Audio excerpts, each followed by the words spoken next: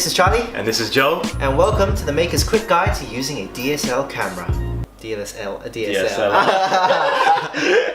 Okay. Now this is going to be an ongoing series where we teach you all things content creation related. First off, what is a DSLR? That's a very good question, Charlie. Thanks, Joe. DSLR stands for Digital Lens Single Reflex. Fancy name, I know, but all you need to know is that it takes pictures and videos.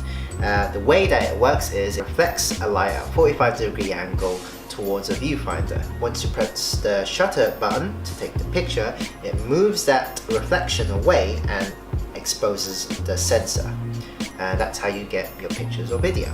Now let's get to basics. There are loads of different camera brands, but personally, me and Charlie, we use Canon. But don't worry, they pretty much all work the same, for the most part.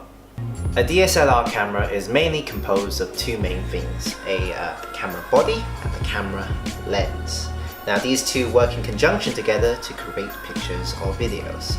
Now one of the first things is aperture. Now the easiest way to explain aperture is how wide the lens opens. So with this demonstration we're using a Canon EFS 18 to 135mm, thank you for that, Charlie, which has an aperture setting between 3.5 and 5.6. Now Charlie is demonstrating how the aperture works when he zooms in and out. So when he zooms out, the aperture is open at its widest point, which is 3.5. And when he zooms into the highest point at 135mm, it is set at 5.6 f-stop aperture.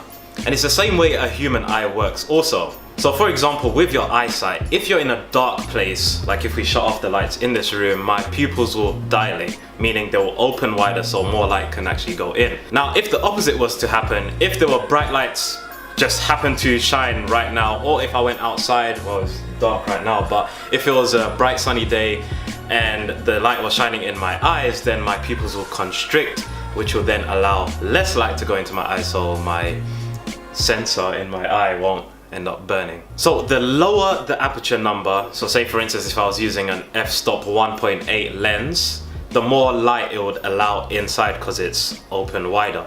Now if I was to use a higher f-stop lens, which was just say f-stop 22, then I'll be getting really dark pictures and I wouldn't really want to use that in a low light setting. Now you see on your camera it will either have AF or MF, which stands for autofocus or manual focus. Now whichever mode you use depends on what exactly it is you're shooting. Now generally when you're filming you do not want to be using autofocus. Now even if your subject is stationary, sometimes your camera has a mind of its own and it just pulls in and out of focus for no reason. Especially with, unfortunately, lower end cameras, which have less capabilities with the autofocus as opposed to more higher end cameras. Now when it comes to photography on the other hand, it also depends on what you're shooting and what mode you're more comfortable with. Personally, I tend to use manual focus because I like taking a lot of very busy shots, and sometimes the subject that I want to take within those shots doesn't really get picked up when using autofocus.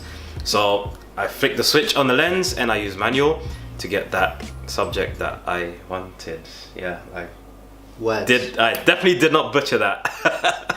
Now, if I was to conclude what focus mode you should be using, personally I would say you should be familiar with manual focus. Now the reason for that being is autofocus doesn't work all of the time. Now for instance, if you were to go into a low light setting, and once again, I'm not bashing them, but lower end cameras aren't able to pick up on autofocus points when in low light.